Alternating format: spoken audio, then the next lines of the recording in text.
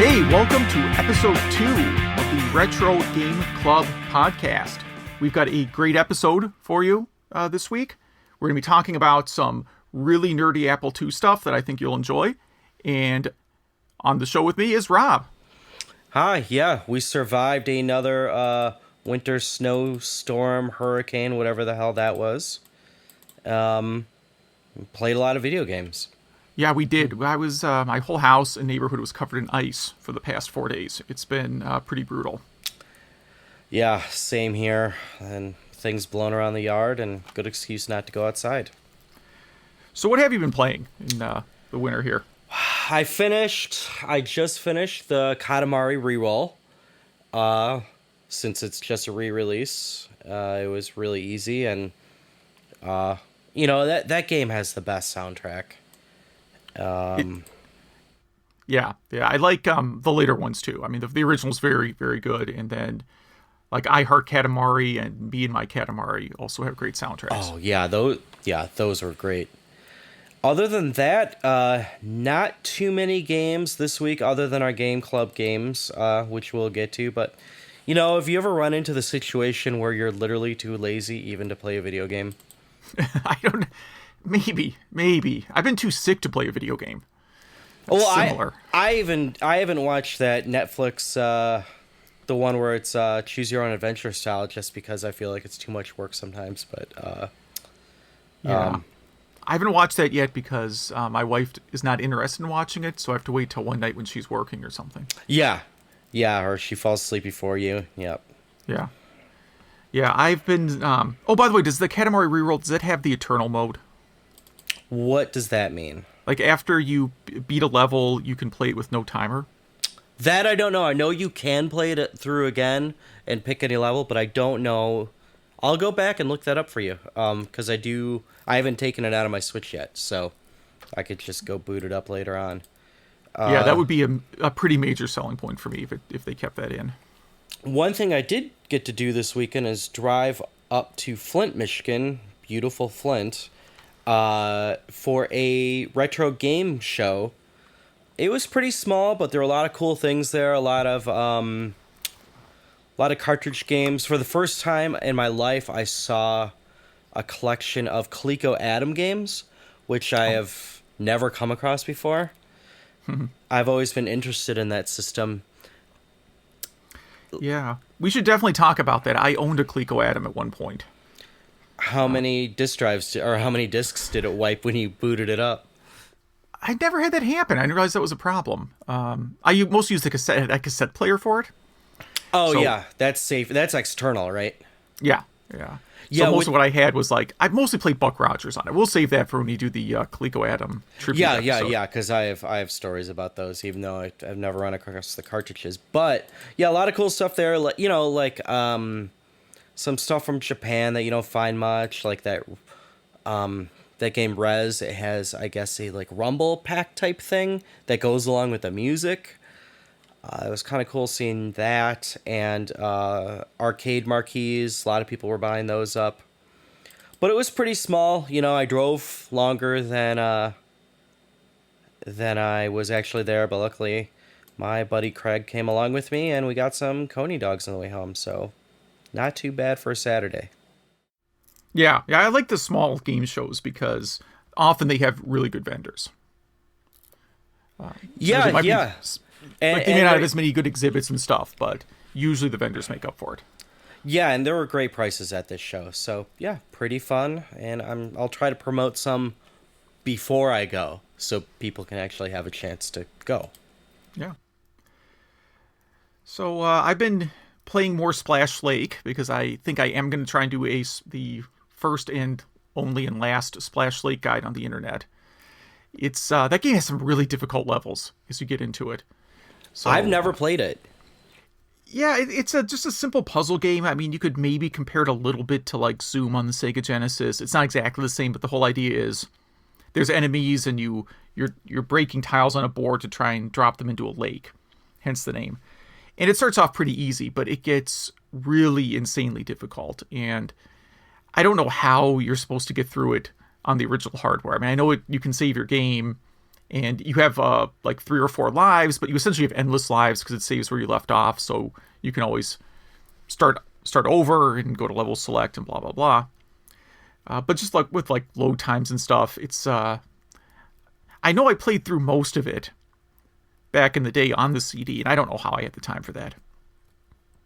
Just some of the levels get really tough. And then today, when I got home from work, this nice copy of Double Switch for PlayStation 4 was in my mailbox. Nice. So this is the last thing that I ordered from Limited Run Games. It won't be the last thing I order from them, but it's the most recent thing I ordered. And it's a weird one for me to buy this because I have the Sega CD version as well. But I just kind of figured, same deal with like load times, and I like FMV games, and I feel like if people buy enough of these things, maybe they'll keep remaking these games. Yeah, I bought a few off those, and I haven't opened any of them, not because I don't like them, it's just that I have a pile of games to play, you know? Yeah. Yeah, they're all kind of short playthroughs, so I'll find a time. I'll make time for this one. Yeah, I really hope they keep it going. I really like that company. Yep, I don't know what other games from this series I'd want to resurrect though. They've done Night Trap, they've done Double Switch. You know, what else did those guys have? You know, they had like Scottie Pippen basketball. I don't know if that should make a comeback. Probably not. The Samurai game, that kind of stuff, maybe better off left alone. All right, so why don't we hop into a few headlines here? I think we both added this one to the notes. I had it in my queue, and then I think you beat me to it, which is where movies get their vintage electronics. / where I would like to live. Yes. This is a really amazing. It's place in New York that is a giant vault of vintage electronics. And I mean, it's crazy stuff going back to what, 40s, if not earlier. Yeah, and they have every cell phone you could think of, every TV you could think of. I saw a bunch of Apple Mac stuff in there. I think I saw some Atari stuff in there, like maybe an 800 or 400. But yeah, it looked really cool. You know, if somehow I win the lotto and retire early, you know, people after they retire will get, you know, a job where, like, their dream job. This would be that. Mm-hmm. I would, you know, you wouldn't have to pay me. I would just go and clean old electronics for you, as long as I could hang out there. Yeah. So, like, I see retro computing here. There's definitely a Commodore PET. There's some monitor in the background that looks like an Apple II monitor, but I'm not 100% positive. There's a million different oscilloscopes. Yeah, you're right. There's the Atari 800. I see a Commodore disk drive. 2 NESs, Super Nintendo, some Nintendo 64s. They're not that vintage, I guess. But yeah, well, and a lot of their stuff is really yellowed, so you'd think they have to get their Retro Bright game going. Yeah, some of it is. It just depends. So yeah, this is a very cool little gallery, and yeah, I guess I don't know if I ever really thought too deeply about where movies get these props. I mean, I just assume they go to a lot of flea markets, but obviously there must be specialty places for this. Yeah, there's specialty places, and I think a lot of studios also have their own, like, you know, the Warner Brothers or Universals of the world have their own catalogs of you know, clothing from different eras, electronics from different eras, and this place is just a one-stop shop. On a few Facebook groups I'm on, some people did, you know, that work for, I think the Computer Museum and maybe a few other places did say, you know, it was us that lent, you know, shows like *Halt and Catch Fire* all their stuff, and this author didn't say anything about that. You know, there's more places than just this place, was their point. Yeah, there have to be. So I figured I'd throw that out there just in case there was some, just to help some people out, clear the air or whatever. Let's see what else we got here. If you're interested in doing game development, over at Humble Bundle, they have another game dev related bundle. This one is a collection of assets, of graphical assets. So all kind of mobile game looking graphics. I don't know if you could use these to build a like a real retro game unless you know, converted the graphics and scaled, you know, maybe pixelized them a little bit. But it's all like kind of RPG icons and characters and you know, treasure chests. There's like one Western pack in there too. But mostly this seems to be geared towards someone doing like RPG development for a mobile phone. Yeah, and card games. You know, this stuff's really cool. I bought a few of these for Unity and Unreal Engine. You know, thinking one day I would actually finish a game outright. Yeah. But now I just, you know, have like the tropical tree package.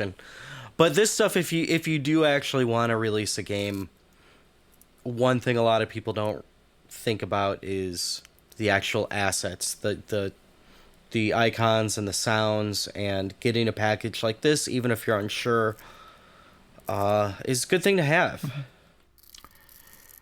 Yeah, I know I spent a lot of time trying to find 1989 shopping mall in Sega Genesis palette to no luck. Turns out nobody makes a pack like that. So there's an untapped market there. Yeah, it's very definitely. I could completely dominate that one. I need like a Blizzard one right now. Like I got to figure out how to do that. Not like a Dairy Queen Blizzard, but like actual, you know, piles of snow and ice looking graphics. Just take a picture outside your window and pixelate it. Pixelate. I was kind of thinking that, you know, like going to like a parking lot where they have the big snow mounds that are all gray, you know, because they've been plowed and it's half rock. Those awful snow mounds. People in the South don't get to experience these. No, and some of them last till June because they're so tightly packed and cold. Yeah. Oh yeah. Let's see here. So in terms of rumors that have been going around for at least 5 years, Google may be announcing a game console at Game Developer Conference. I posted this one, and yeah, the rumor is that it would be a streaming only console, and that it would have almost no lag. And if you do any development on Google App Engine or their Google Cloud, you can already integrate GPUs into your services or your virtual machines, and there's already YouTube videos on how to make those into streaming service. So this is why I think this definitely has some weight to it. Mm-hmm. Yeah, I could swear though that this is like we've heard about. You know, I swear I've heard a headline like Google is developing a game console for years. And Apple, Apple actually had Apple one, did, but yeah, like a lot of Apple things, it was overpriced and underpowered. Yeah, but this I could see. So, I mean, they already have a store, you know, their Google store where you buy malware, and I really think if they had a pricing model where you rented games or it was just everything you could play for free for, you know, X dollars a month, and you didn't, well, I guess this would be a little console you would buy, but who knows? Maybe you could use your Android phone as a controller. I wouldn't want to do that. I'm just making stuff up right now. Yeah. The risk with anything Google does is, I guess we're kind of putting the cart before the horse here without it actually being out. But the risk with Google is they tend to scrap projects pretty quickly. Mm-hmm. Or sometimes they scrap them just like once they've built an audience, then they decide it's time to kill the project. So that would be my only real concern. But at the same time, if they made something and it was like $150 and you could stream stuff from the Play Store and so on, that doesn't sound terrible. But we'll see. Yeah, I'm excited for this. I hope they do. I think there's room for competition, you know? Mm-hmm. Yeah, this next story was yours, and I actually didn't see it till today. Yeah, so at some point we're also going to talk about different kinds of clone hardware on this show. Maybe by system would be my guess, because trying to do them all in one episode would be insane. But I've used a lot of Sega Mega Drive or Genesis clone systems, and over on Nintendo Life, even though it's got Nintendo in the name. They're reviewing a new Mega Drive portable system that they actually say is really good. It's called the 16-bit Pocket MD. Looks to be a Japanese exclusive. It looks remarkably like the games like Fire Core or whatever it's called here in the US. I own one of these. I can't remember the name. It's like the arcade Genesis portable, some name along those lines. And it's okay. It's not super awesome. It's, I think you get what you pay for it. It's a fairly inexpensive system, and it plays cartridge games, and overall it's pretty good. But they gave really good reviews, both like the controller and like accuracy of this little system. And it's only $55, not including shipping, which it's shipped from not America. Yes, Japan. Yes, not yet. I mean, there's a lot of these systems, like someone, hopefully not games, but somebody will maybe pick up a license for this thing and sell it in America at some point too. And then there's always those like weird kiosks at the mall that sell this stuff. Yeah. This is called, I don't know if we said it, it's called the Pocket MD. Yes. It looks cool. I mean, the only reason why it's thick is so it could fit the cartridge. Mm-hmm. It uses AAA batteries, and it gets 6 hours of battery life. That's great. Yeah, so like I have 2 different portable Genesis systems. One that takes cartridges and has like 8 built-in games, and the other one that has the SD card slot for your homebrew games. And they're both fine. I mean, I haven't tried any really crazy cartridges in them yet, because I don't know how well they work. I think they mentioned here that Virtual Racing is the only game they could not get to boot, and that is not surprising. Mm-hmm. But this one, the nice about this is that if you were going to get into like Mega Drive, into Japanese import games, this fits Mega Drive games. So if you don't want to get a converter or a Mega Drive, this is another way to play them. It has the 6-button gamepad, so you could play Street Fighter 2, and they tested it. It's perfect, they said. And I expect 3 seconds after this thing's released, someone will make it so it can use rechargeable batteries. That's just my guess, because it happens with everything like this that comes out with. Yeah. Yeah, this one is really cool. I might need one of these, especially for the 6-hour gameplay. I mean, you don't get that out of the Switch, Yeah. Well, I mean, it's probably not that much power to it, I'm guessing. It's a small screen, and it's probably essentially like a Genesis on a chip system. So there's really not a whole lot going on there. Yeah. And let's see. The next story was mine, and I'm sure it's one, if you're listening to this podcast, you already know and are sick of hearing about it, but Reggie retired from Nintendo of America, and his replacement is Bowser. Bowser, yes. Which, of course, the internet had a lot of fun with. Yeah. I don't know much about him, Doug Bowser, but I have mixed feeling about Reggie. He seemed like a cool guy. He came in and launched the DS, and Nintendo's best-selling system ever, 2 best-selling systems ever. Mm-hmm. So we'll see how Bowser does. I don't know what else we say about it. Yeah, I always felt like Reggie was maybe a little bit of a cult of personality figure. Not saying he was a bad leader, but the personality I think was bigger than the person, if that makes sense. Yeah, absolutely. Yeah. I have nothing against Reggie at all. It's just kind of a goofball. Yeah. You could put more diplomatically, he was very passionate about what he did. Oh, absolutely, yeah. I mean, he didn't go as far as Ballmer. He wasn't that big of a goofball. Yeah. Yeah, I'm trying to figure out if Doug Bowser is older or younger than me. It's sometimes surprising when you find these out. If I found out we were like the same age and he's, president of Nintendo US, then I would be very upset. Oh, wait, he's older than me. Good. Okay. I still have time to become What do you think? What do you think it takes? I mean, what do you actually do as president of Nintendo of America? Yeah, I bet it's a lot more boring than it sounds. I think like I definitely would not want to be CEO of a company. I made that decision really early on in my career that I could make a lot more money getting into like the business side and working up and becoming a VP and all that kind of stuff. Like I could easily go that route career wise because all you have to do is like you have to have a good corporate haircut. You got to be able to wear a suit. I can wear a suit. That's fine. And you got to be good at making PowerPoints. And I can do all three of those things. Not to belittle people who do CEO jobs, but I mean that's a lot of it is like the presentation and sort of planning and that kind of stuff. And I can do all that stuff. I don't necessarily want to. Like there's a lot of CEO jobs I would do for 1 year. Yeah.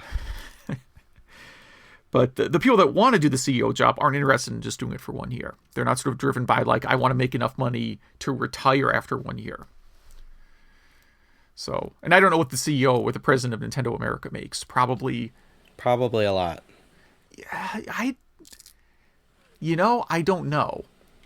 Because, I read somewhere like what Shigeru Miyamoto makes, and I'm like, oh, well, that's like 1% of what he would make if he was at like, that's like 1% of what like the Rockstar guys make. Yeah. Yeah. Because it's just a different system.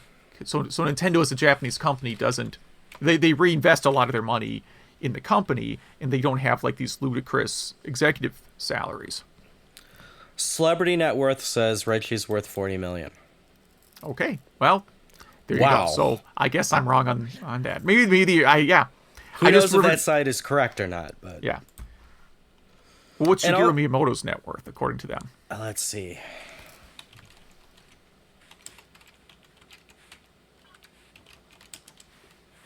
Oh, auto-completed a net worth. $40 million. Yeah, now it sounds like they're just guessing. Yeah, right. But you would think if you were to weigh those two, if you were to like do a business calibration meeting and you said who's more important to Nintendo, you wouldn't come out with those two being equal. It does say Miyamoto's yearly. Yeah, I agree. But Miyamoto's yearly salary is $1 million. So let me look this up again. Reggie. Yeah. Net worth, it auto-completed. Let me actually click on it this time. Doesn't give a salary for him. Okay. Interesting. Yeah. Regardless, he makes more than me. Yes. Yeah, I never speculated he was poor. I just thought that like relative to other companies, like I would suspect CEO of Nintendo America makes less than CEO of Activision. Yes. But now Bowser was the head of sales, so I mean, would you rather have, the classic salesperson running the company, like a game company like Nintendo? Or would you like, a Steve Wozniak type or a Miyamoto type running a company? Yeah, so you're better off having someone who's more of a business guy. Yeah. Because they're not going to make decisions based on what they like. They'll make it something that fans will actually buy. Yeah, probably. Well, they'll make something that they believe will be profitable, which, of course, would translate to something the fans would buy. Yeah. Versus like, oh, I think, I thought Pikmin was really cool. Let's do like 10 more of those. Right? That's the problem you get sometimes with when the more creative side is in charge of the company. I do hope he pushes for a Bowser game. I think that would be cool, like a really well done Switch. It's all about Bowser. Like a Mario Odyssey game, but starring Bowser? Yeah, exactly. Or even a Breath of the Wild where, open world Bowser. Open world Bowser? Where you're just... it wouldn't be very PC because you have to steal princesses and stuff like that. Yeah, you're describing Rampage. Good point. Yeah, you're right. Yeah. They already made a Bowser game, I guess. Yes. Hey, there's an unreleased Genesis game that is going to be bundled with the Mega SG. So the Mega SG is a system by Analog, who make the very high-end hardware clones, known to be like the best quality hardware clones on the market. Also the most expensive, so it is kind of a niche market. I think they're a cool idea. I'm not going to shell out for them. But the game Hardcore, that was never released, is going to be included on the system. This is my favorite story of the week. This game, I haven't played it. I don't know if there's like ROMs out there or anything for it. I've never played it. Who knows? I may have like 7 versions of this ROM. And this system is beautiful. It might be the best looking Genesis controller I've ever seen.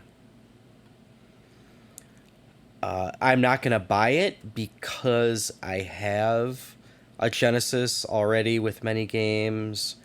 You could argue that, this is good for upscaling, but if I use this thing and anything tweaks out, then I'll just blame the system and turn on my Genesis anyway. Mm-hmm. But this game looks great. Now, why was it shelved? Does it say that? Why was it never released? Oh, see, you always think I'm going to read the article. Yeah. No, I did read it, and I skipped right past the why. Let's see, it was canceled in 1994. I'm going to guess the reason it was canceled is because it was 1994.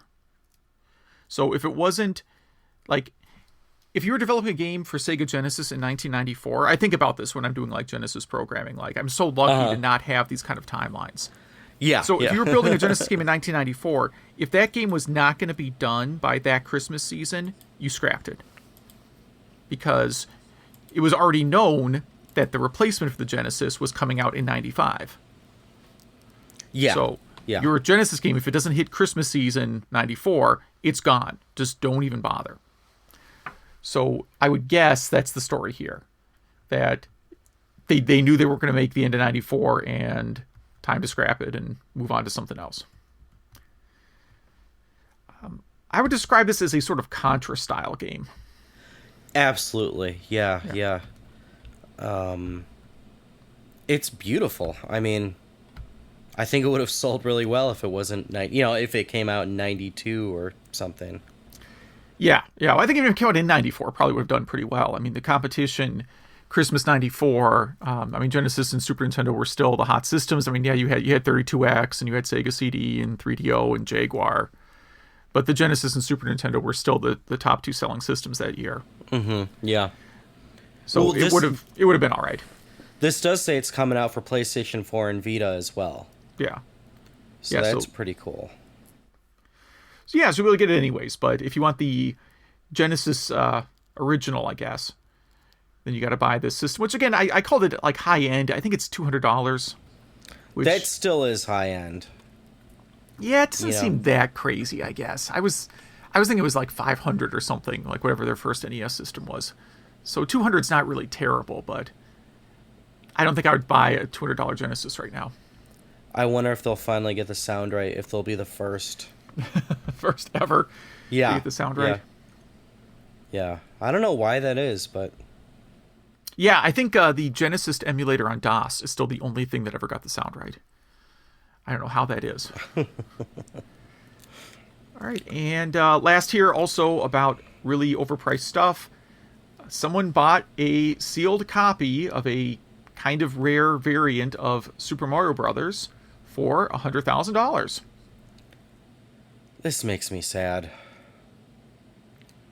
First of all, you would have to make $40 million a year. Your net worth would have to be $40 million in order to spend that kind of money. Yeah, I would. If I had $40 million, I would still not spend $100,000 on an NES game.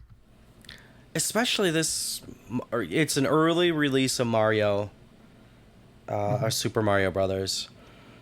This guy talks about how he bought many other graded inbox with sticker and shrink wrap NES games, and he has a complete collection, or pretty much. It's just something you buy and then you put on a shelf. Mm-hmm. Yeah, when I read the story of like the guy who sold it, I mean, he made a lot of money on his investment, but he said that like he got into boxed NES collecting when it wasn't like insanely expensive. He said he paid about $150 to $200 a game for his boxed games. Which I guess would be the early days of eBay. I remember seeing boxed NES games for like $200 and thinking, man. Yeah, it must have been early 2000s. Yeah. So that's a pretty good return on investment. I can't think of a game I own that I would not be willing to sell for $100,000. I'm with you there. I mean, yeah, it's a good looking box. It makes me sad. Yeah. Yeah, I mean, I don't know. It maybe it's an investment. I don't know. I feel like this is kind of a price bubble that eventually prices will come down. I think nostalgia for NES games primarily is Gen Xers, and at some point it'll be like Beach Boys merchandise, right? Exactly. So, yep, we're in our 40s. We grew up with this stuff. We want to own it again. We want to own the stuff we couldn't afford when we were younger. And pretty soon that people will start selling this stuff again because they'll realize it's just a box on your shelf that you've never opened. Yeah. So, all right. So, project of the week. Yes, this one was mine. It is called AppleSauce. So, AppleSauce is a piece of hardware that you purchase that backs up Apple floppies, Apple II floppies to be specific. And instead of looking at the file system, what it does is it reads the actual flux, the magnetics of the disk, Mm-hmm. and it's not really reading ones and zeros. It's reading bit streams. So it's a 1 and then the time and or distance until the next 1. And it's all zeros between then. It calculates, how fast the disk is spinning and all that. And why this is important is because, well, A, you should be backing up your floppies now because they are rotting from the inside out. 2, the copies of these games that are saved on like archive.org and other sites like that are pirated versions of the game that have removed the copy protection. Mm-hmm. This will copy that copy protection. Well, now I watched the presentations that we'll have the links to, at least one of them. It's about 45 minutes, and I thought, oh man, this is going to be really boring. I can listen to a guy talk about a disk drive for 45 minutes. And actually it flew by. I thought, at the end of it, I thought 5 minutes had gone by. Like, it's not because he's a super impassioned speaker, but because what he was describing was really interesting. So he was talking about, again, like you'd mentioned, copy protection. So he showed some games like Archon that use bad sectors on the disk as a form of copy protection so that you can't actually copy the disk. I mean, you can copy the data, but it won't run because the game is programmed in such a way that it's looking for, like, essentially bad sectors on the disk to boot. And then, as you mentioned, over the years, people would rip the data off these disks and then apply cracks to the games. So you would get, like, game cracked by so-and-so, and then the game would start. Exactly, yeah, and that's... You want to preserve these really cool and innovative way to copy protect back then. His name is John Morris, by the way. And if you ask me, he's a genius, because I couldn't invent something like this. Yeah, and he talks about working with Apple emulator designers to get support for the disk image format. Mm-hmm. And how a lot of the Apple emulator designers, and I completely understand their position, have typically coded their emulators toward speed rather than accuracy. So saying, hey, I'm going to add a feature that now when you load disks, it will take as long as it took to load the disk back in the day. That's not a feature people are really looking for. Yeah, or it's only a very, very niche thing to spend all that time coding and only have, a handful of people use it. But this device looks really cool. I mean, it almost looks like an Altair on the front. It's a switch and with a few lights, and on the back, you have, the serial port to your a 5 1/4 or 3.5 inch drive, or your Disk 2 drive, and your USB cable. Because you plug this in, I should mention too, a modern computer. Mm-hmm. I think right now it's only working on Mac OS, but it's soon going to work for Windows and Linux. Mm-hmm. And one thing I wanted to really point out is the software you use. makes a picture of the flux, and it's a circle. It looks like a donut, like a disc does on the inside. And these are beautiful, especially the ones that have really unique copy protection. And people are, it almost looks like a lithograph or something. People are printing these out and putting them on their walls. They look so cool. Mm-hmm. The file format is called a WAS file, and I guess if you know who Jason Scott is, he was the one that proposed that name, which I think is pretty good name for this, for obvious reasons.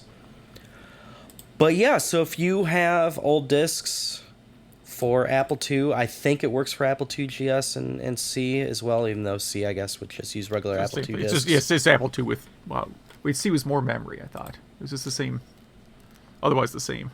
Yeah, and I'm doing air quotes, portable. Yeah. But I highly recommend picking one of these up. There's a project called WAS of the Day, where just, hey, it takes a little time to do these, so just do one disc a day. Mm-hmm. And I'll upload it to archive.org. MAME even supports these file formats. I think it's really cool. I think this project took a lot of passion, and I think it's worth it because, I'm not going to lie, I use ROMs for a lot of things. If I like something and if it's available to purchase in this modern era, I do 100% of the time. But these games and these software, I even loaded up Print Shop Pro, Mm-hmm. just because it was so unique and the interface is actually really cool. They're works of art, it's something that needs to be preserved.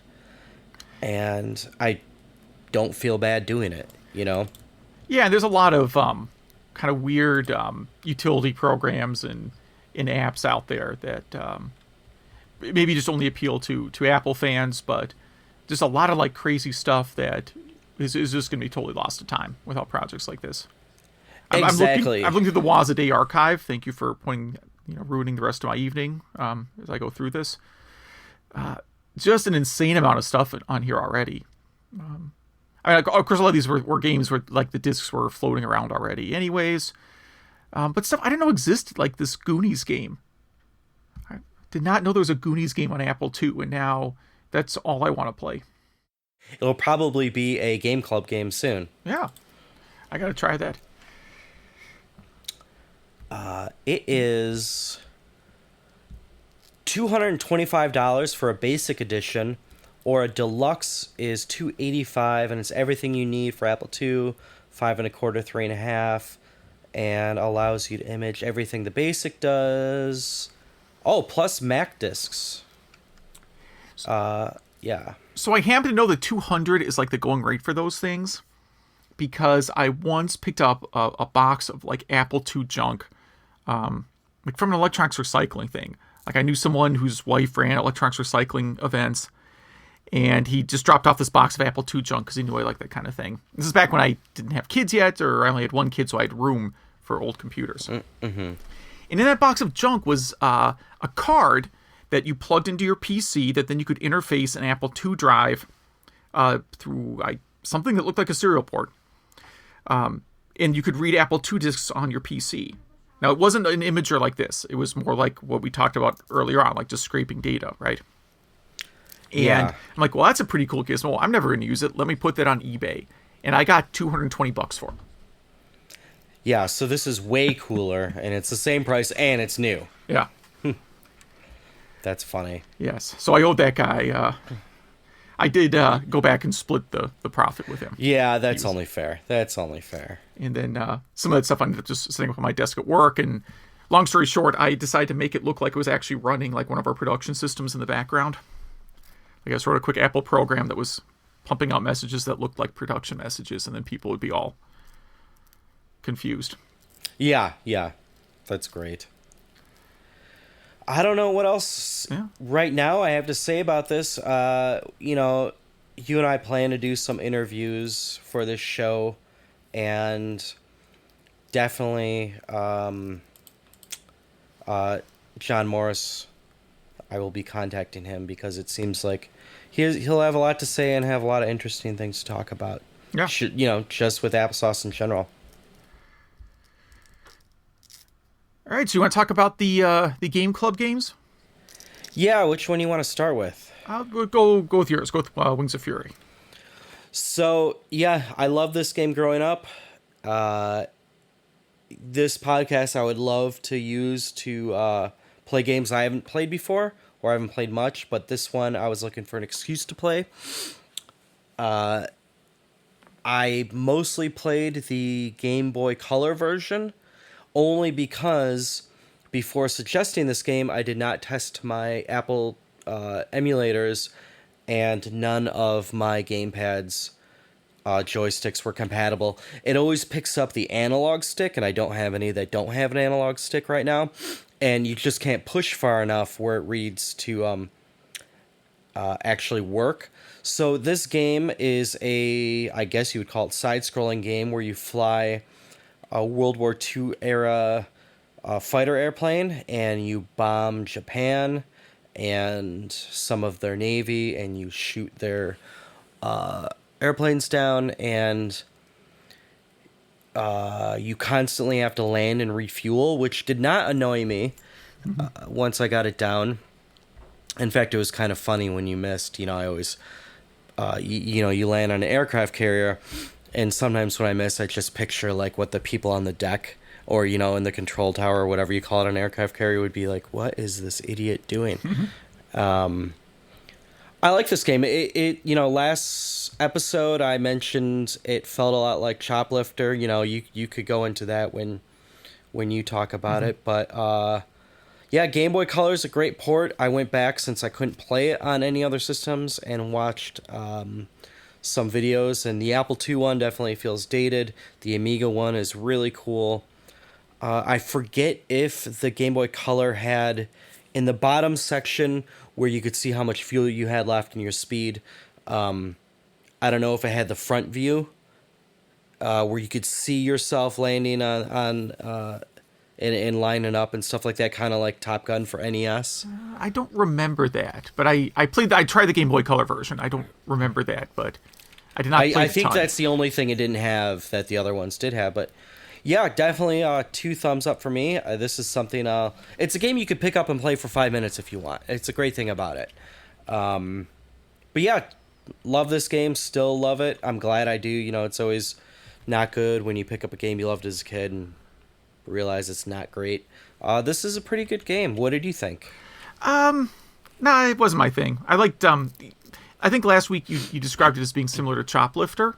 And it definitely is very similar to Choplifter, but I kind of like the mechanics in Choplifter a little better. I think because you don't have to really learn how to land it. Like, it's a little more fluid.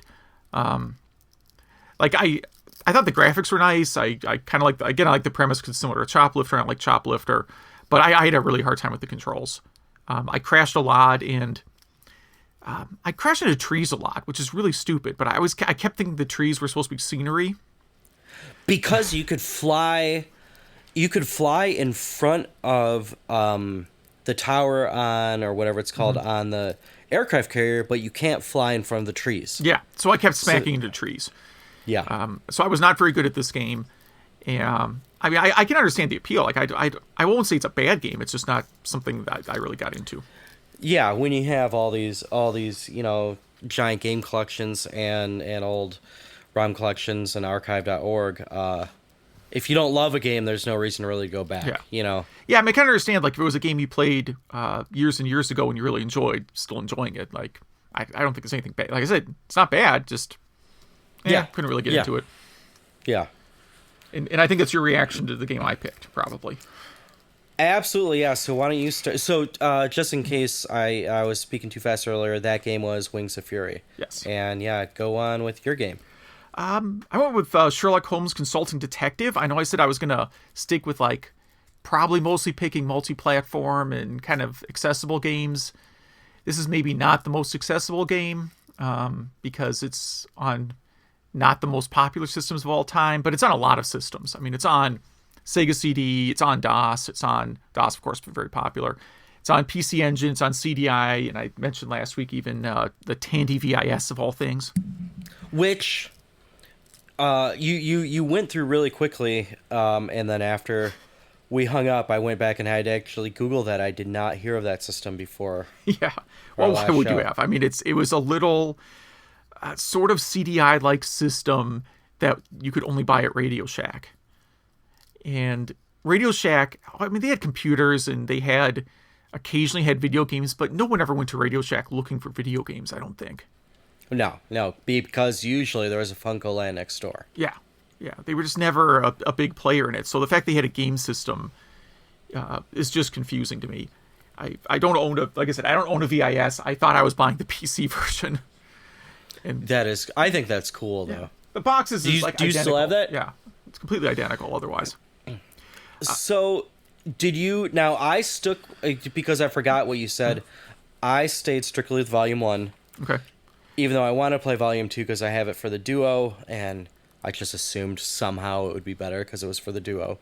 I couldn't get very far in this, but I think it was because it's pretty involved, and, I've been really busy with work, and I think that's why Wings of Fury this week or two was good for me, just because I could pick it up for 15 minutes here or there. And Sherlock Holmes, you really have to... You have to sit down and play it. Yes. Yeah. So let me tell you about why I got... this game was on my mind. So early this year, my wife was on a project. She was working kind of late a lot. So I started playing in the evenings. When she was working, I was playing L.A. Noire on the PlayStation 4. So L.A. Noire is the last video game I bought at Toys R Us. I went to Toys R Us when all the PlayStation games were 50% off, and L.A. Noire was 50% off. And I figured, seems like a good deal. It's a game I always wanted to try. I went back when the games were 70% off, and all they had was, I kid you not, I took a photo for proof, like 50 copies of Tony Hawk Pro Skater 5. And even at 70% off, nobody wanted that game, apparently. They were over it by that time, yeah. So as I was playing L.A. Noire, it occurred to me that this was just like a more produced version of Sherlock Holmes. Like mechanically, L.A. Noire and Sherlock Holmes are not really that different. I know in L.A. Noire you can control the person, right? And occasionally you'll be driving around and there'll be a random encounter on the street. But at the end of the day, the point of L.A. Noire is you go, you talk to people, and then you write down all the names and places those people tell you, and then you talk to those people and visit those places. That's all L.A. Noire is. Yeah. And it's not a bad, like, awesome soundtrack, great graphics. I like the old timey cars, but at the end of the day, all it is you talk to people, and then you visit the things they tell you to visit, and that's exactly what Sherlock Holmes is. Only they didn't spend that's exactly what it is. Right, but they didn't spend like millions of dollars to do motion capture with Sherlock Holmes. They just used actors. So, which L.A. Noire, they could have saved a bunch of money by just doing FMV. They like got like actors from TV shows people have heard of and then motion captured them instead of just using them. So that's how you play through Sherlock Holmes. That's where you say it's really involved. That's all you really do is you get an assignment. Someone comes in and says, "Hey Sherlock, this house has been burglarized. We need you to investigate. Here's the person's name, Guy Clarendon," or whatever the guy's name is. And then you write down, only the game doesn't write it down for you. You actually take your notebook and you write down Guy Clarendon. And then you go to the director in Sherlock Holmes, you visit him. Maybe he mentions a location, mentions a couple other people. And you go to if you visit every location and every name that you hear in the game, then when you go to the judge, you'll have collected enough evidence to win, right? To go through the jury trial. And all I tried going there right away. Yeah. I tried going there right away. Yeah. He kicked me right out. They won't let you. You have to have met some like minimum threshold of it. There's like certain events you have to have seen in each story.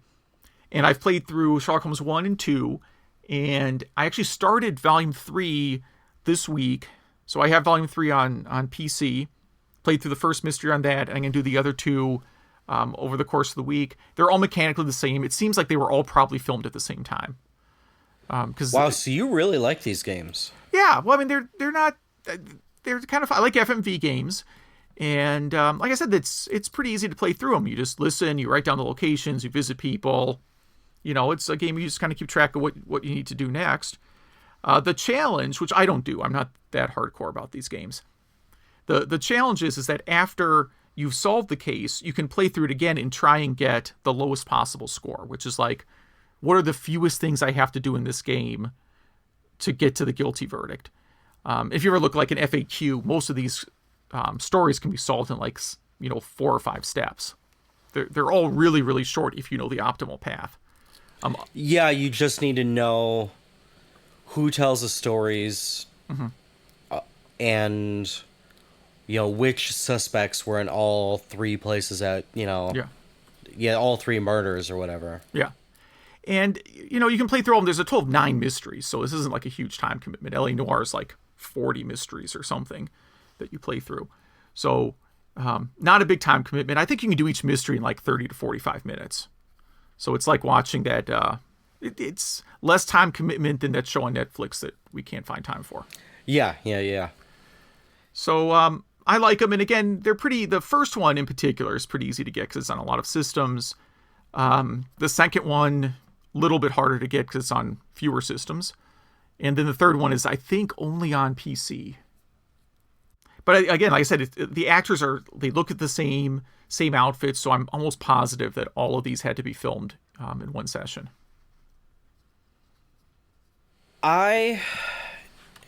This was one of those games that I always wanted.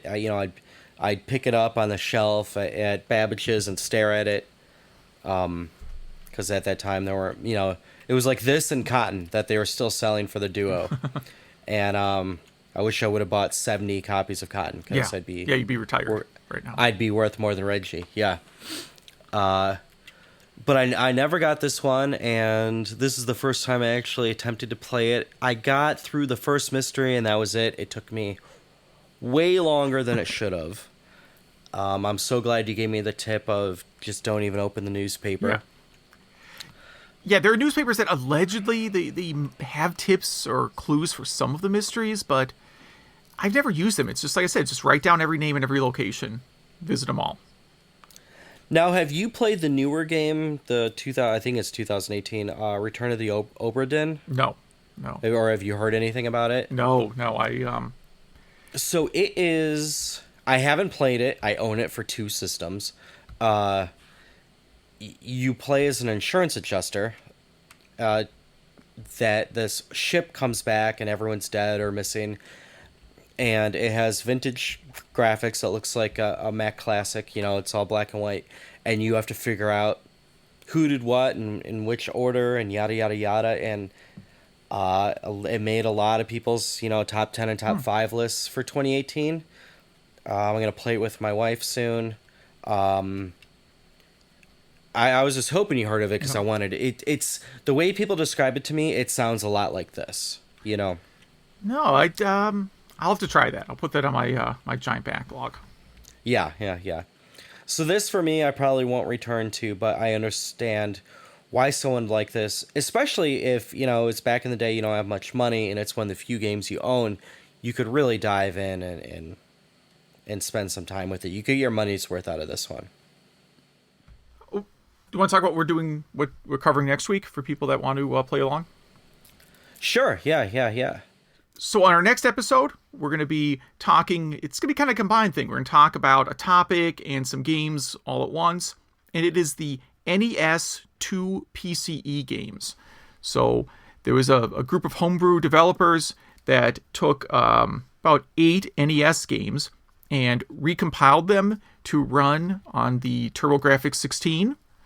And those ROMs have been floating around the internet for a while. You might have a copy. You don't have to go to any place too shady to get them. But it's good stuff. It's got like Super Mario Brothers and Castlevania and DuckTales 2 of all Mega things. Man 1 and 2. Yep. So Mega Man stuff, yeah. It's 1 and 2, right? Yeah. Yeah, so is there a specific thing they can Google? Yeah, well, you can Google NES number 2 PCE. And PCE stands for PC Engine, which Engine. is Turbo Graphics everywhere but America. Yep, all one word. I've tried probably 4 of these. I'm going to try and get the rest down before next time we record. And I think if you're an NES fan, I think you will enjoy seeing how these translated to PC Engine. I'll just warn you that they're not. They definitely haven't been optimized for the system a lot. Like you'll see like graphical improvements, but maybe some bugs here and there. Overall, it's I could never pull a project like this off. So the people that did it are amazing developers. And yeah, hats off to them. I can't wait to dive into these. Yeah, I think they turned out great overall. Some of them are a little quirkier than others. But yeah, we'll talk about it next episode. We do have some listener feedback. Which is, you want to give out the address? Yeah, so if you want to give us feedback on if you played any of these games, if you want to play along, or if you're going through our giant Retro Game Club back catalog of so far 2 episodes, play the old games that we talked about, maybe when you're listening to this months ago, and still email us because we love talking about these games all the time. It's why we're here. But the email address is email@retrogameclub.net. And we did get some feedback already.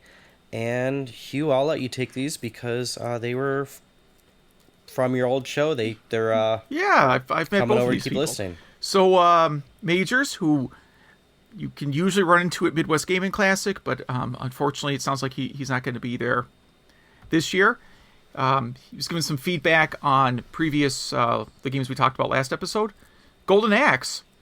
So he thought the arcade version was a pretty solid beat 'em up, but he was never really enamored with the Genesis ports. But he did like the Master System port. That is interesting, yeah. Yeah, even though it was missing the dwarf and flare. But it still had magic powers in the arcade and played well, albeit at a slow frame rate. The graphic style and similarities to Conan made it a winner for him. I kind of agree. I actually think the Master System version turned out better than the PC Engine version somehow. Yes, and then he also mentions Tetris. So he, of course, has played a lot of Tetris. Axis is his go-to game on the 3DS, and the Survivor mode is a great challenge. He says he gets up to about 480,000 points. I don't know if that's a lot on the 3DS version, but I'm going to assume it is. And he says it's a good couch game to play while someone else is watching HGTV. Their stories, yeah. So watching Tiny House Hunters or whatever is on there. Not that I've ever watched Tiny House Hunters. I'm just saying that's what I believe is on there. I have thought, though, about getting a tiny house that's just for video games, but unfortunately, I think you have one. It's called, just the room you're in. Yeah, well, there's no bathroom in the game room, so that's the purpose of the tiny house. And then a loft that you can go crash in after you've been playing too much. And then an email from Jeff, who I met at what I didn't know at the time was the last ever Classic Gaming Expo event in Las Vegas. That was an event that went on for many years and then just stopped happening. It was at, think of things that stopped happening. I believe it was at the Riviera Hotel about 7 seconds before it was bulldozed. Because I hadn't been to the Riviera before. I've been to Vegas before, but never been to the Riviera. And sort of off on a tangent here. But, the Riviera is kind of like, it's a hotel with a lot of history. And I walked in that place and thought, man, this is really a dump. Like, are they I didn't realize at the time they were planning to bulldoze it, but I kind of thought, like, man, they probably should bulldoze this place. Like, it was... Yeah, like you barely made it out of there. Yeah. But anyhow, he just was, just wanted to, give us a shout out, say he's really glad to, to hear the new podcast. And, he definitely remembers emails from Rob from Detroit and is really excited about the new show. Yeah, and they both call out that I am the new Rob, which is kind of funny. It's almost like Billy Corgan always, gets a new female bass player. Every podcast you have will have a new Rob. Yeah. Well, the problem is I don't remember new names. Yeah, so even if my name wasn't... You don't even know if my name is Rob. Yeah. You just call me that just because it's easier for you. Yeah, it's like a sort of Tony Danza situation in a way. And I'm just too polite to ever correct you. Yeah, yeah. And it is the 7th most popular name of the 1970s. So there you go.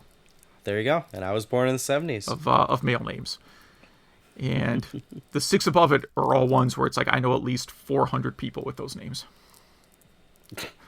All right. So again, it is email at retrogameclub.net. And you can email us about, .net. Some squatter has the .com version. So just email us about anything. Anything, on the show, things maybe you want to hear us talk about, guests, projects. We'll read just about anything within reason. Absolutely. And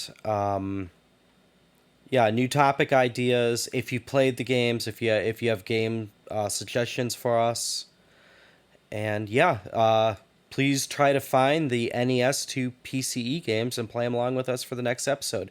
We will be a little bit busier this next week, so it may be 2 weeks till our next episode.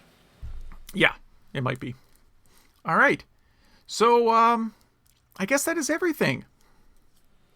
Yeah, thanks for listening. Yeah, and we will see you next time.